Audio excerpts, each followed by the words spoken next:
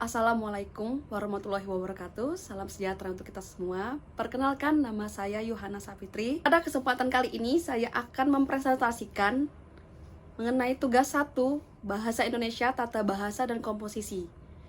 Judul yang saya ambil adalah perba. Di sini saya akan menjelaskan mengenai pengertian perba, ciri-ciri perba, fungsi perba, dan macam-macam perba.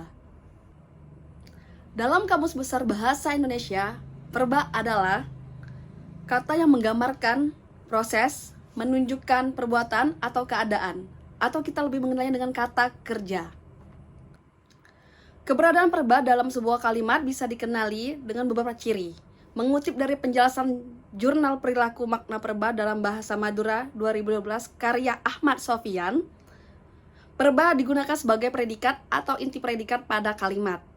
Yang kedua, perba mengandung makna dasar dari sebuah perbuatan atau aksi, proses, serta keadaan yang bukan sifat.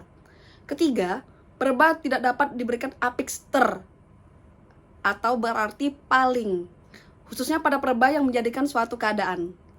Selain 3 ciri di atas, perba juga memiliki ciri lainnya, yakni dapat berposisi untuk memberikan perintah atau bersifat imperatif secara langsung dalam sebuah kalimat.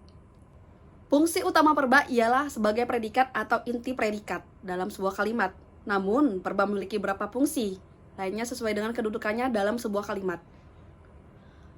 Dalam buku Perilaku Sintaksis, perba, nomia, pronomina, dan numeralia dalam Bahasa Indonesia tahun 2017 karya I Gusti Ngurah Ketut Putrayasa, perba juga memiliki beberapa fungsi seperti predikat, subjek, objek, pelengkap, dan keterangan.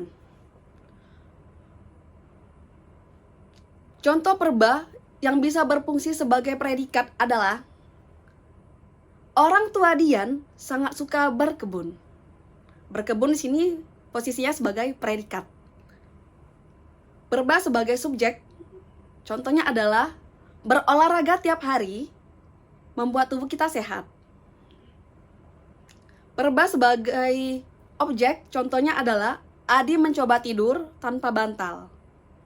Tidur di sini berfungsi sebagai objek. Perba sebagai pelengkap, contohnya adalah Nadia sudah lama berhenti menari. Perba dibagi menjadi 3 macam, yaitu berdasarkan semantik, berdasarkan bentuk, dan berdasarkan sintaksis. Perba berdasarkan semantisnya terdapat 3, yaitu perba yang menyatakan perbuatan atau aksi. Contohnya adalah Ciko menendang bola. Menendang di sini sebagai perbuatan atau aksi. Yang kedua adalah perba yang menyatakan proses. Contoh kalimatnya adalah hutan itu terbakar. Ketiga adalah perba yang menyatakan keadaan. Contoh kalimatnya adalah dia mendengar lagu.